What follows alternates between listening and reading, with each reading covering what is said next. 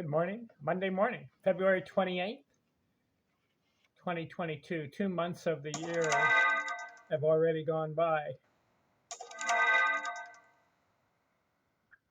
Don't ask me what that is. That's my iPad making noise. When I turn it on, I let it make the noise. Anyways, let's get into episode 375. Keep rolling along here. Keep chugging along, as they say. Baseball Hall of Famers, their accomplishments. I've been covering every aspect of Hall of Fame players that I could think of. Recently, I've divided baseball into two 75-year periods, 1871 to 1950, 75 years. And then 1951 to 2020, 75 years. First part is the old school. Second part is new school. I've covered so far career batting average.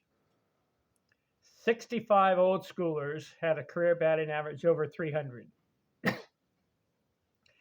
21 new schoolers had a career batting average over 300. Then I covered home runs. 4 old school players had over 400 career home runs. 27 new school players had 400 or more career home runs. Again, old school is 1871, 1950. New school, 1951, 2020. Then I covered 1,500 or more RBIs. 16 old schoolers, 25 new schoolers. 1,500 or more RBIs. Career. Then I covered runs scored. 29 old school Hall of Fame players, 1,500 or more runs scored. 30 new school Hall of Fame players, career, 1,500 or more runs scored. This episode, total bases. 4,000. I have the number cut off at 4,000 total bases. 19 old schoolers. Listen to this. 43 new schoolers. 4,000 or more. Total bases, career. Let's list them. Old school, Ty Cobb, 5,854. Babe Ruth, 5,793. Tris Speaker, 5,101. Lou Gehrig, 5,060. Mel Ott, 5,041. Jimmy Fox, 4,956. Honus Wagner, 4,870. Rogers Hornsby, 4,712. Al Simmons, 4,685. Cap Hansen, 4,592. Paul Wainer, 4,478. Nap Lajoie, 4,472. Sam Crawford, 4,328. Goose Goslin, 4,325. Eddie Collins, 4,268. Charlie Gehringer, 4,257. Jake Beckley, 4,160. Zach Wheat, 4,100. And number 19 on the old schoolers, Harry Heilman, 4,053 total bases, career. 19. New school dominates. 43 Hall of Fame players with 4,000 total bases, career. More. Who leads the pack? Henry Aaron, 68-56. So that beats the old school. Because Ty Cobb led in the old 58-54, but Hank Aaron 68-56. So he beats him by 1,000. Stan Musial, 61-34. Willie Mays, 6,066. 3 players with over 6,000 total bases. Aaron, Musial, and Mays. Pete Rose, 57-52. Collier Skrimsky, 55-39. Eddie Murray, 53-97. Frank Robinson, 53-73. Ken Griffey, 52-71. Dave Winfield, 52-21. Cal Ripken, 51-68. George Brett, 5,044. Derek Jeter, 49-21. Ted Williams, 48-84. Paul Molitor, 48-54. Al Kaline, 48-52. Reggie Jackson, 48-34. Andre Dawson, 47-87. Chipper Jones, 47-55. Robin Yount, 47-30. Craig Biggio, 47-11. Ernie Banks, 47-06. Jim Thome, 46-67. Harold Baines, 46-04. Billy Williams, 45-99. Ricky Henderson, 45-88. Frank Thomas, 45-50. Tony Perez, 45-32. Mickey Mantle, 45-11. Vladimir Guerrero, 45-06. Roberto Clemente, 44-92. Ivan Rodriguez, 44-51. Mike Schmidt, 44-04. Eddie Matthews, 43-49. Brooks Robinson, 42-70. Tony Gwynn, 42-59. Lou Brock, 42-38. Willie McCovey, 42-19. Jeff Bagwell, 42-13. Willie Stargell, 41-90. Harmon Killebrew, 41-43. Jim Rice, 41-29. Wade Boggs, 4,064. And closing out, 43rd new schooler, Roberto Alomar, 4,018 total bases. By analyzing Hall of Fame players and the different 75-year periods, old school dominates in career batting average. They went more for the base hits. New school dominated in home runs.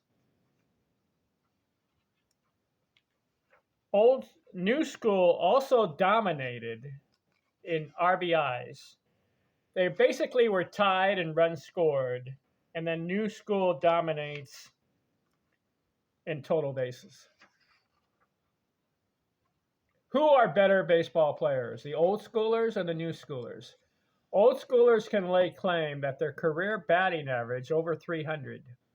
More players maintain a career batting average. The new school can lay claim to power, runs batted in, and total bases. They both can lay claim to runs scored. Who are better baseball players? The old schoolers or the new schoolers? Depends on what you're looking for. To me, I'm looking for career batting average. That really measures a ball player, because you can have good games of home runs and RBIs, but to have a career batting average over 300. See, some players, they had 500, 600 homers, but their batting average is like 250, 260, 270 career. What would you rather have? Would you rather have 500, 600, 700 home runs and 2,000 RBIs? Or would you rather have a 350 career batting average and then the RBIs and runs scored and total bases? That's where I would go. Career batting average, runs scored, total bases. And you know who really stands out here? Obviously. How about the combination of all the aspects? And you know who is the one player in all the categories is up there in the top 5? Babe Ruth. Consider this. Batting average, career, 342. Excellent. Home runs, we know that, 714. Runs batted in, 2,214. Runs scored, 2174. And then total bases, 5793. So listen to this. I know I repeat myself a lot through all these videos, but consider this. In career batting average, Babe Ruth is 1, 2, 3, 4, 5. He's ranked number 6, career batting average. Number 6, 342. He's a slugger. 342. In career home runs, he's number 2 behind Aaron. 714. We know that, right? Runs batted in. He's number 2 behind Hank Aaron. 2214. Runs scored. He's number 3.